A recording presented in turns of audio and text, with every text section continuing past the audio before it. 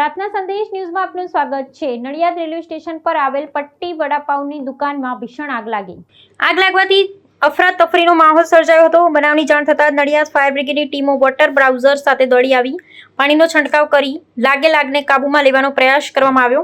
ગેસના બોટલમાં લાગેલી આગ કાબૂમાં લેવાનો પ્રયાસ હાથ ધરાયા હતા। શહેરના મુખ્ય અને 24 કલાક ધમધમતા રોડ પરની દુકાન છતાં ફાયર સેફટીના અભાવ હતો। મારું નામ Gadhvi Chirag, station fire officer, Nadiad fire emergency service, Nadiad મહાનગરપાલિકા।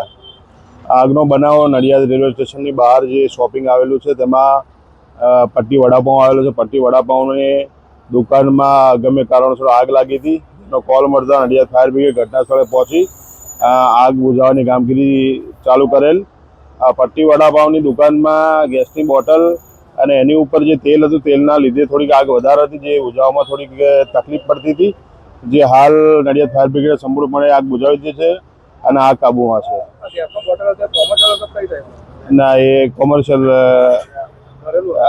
એ ચાલુ હતો અને લીક થોડોક હતો, જે નડિયાદ ફાયર બ્રિગેડે ચેક કર્યો છે। અત્યારે કોઈ જાનહાનિ થાય એવું શક્યતા નથી।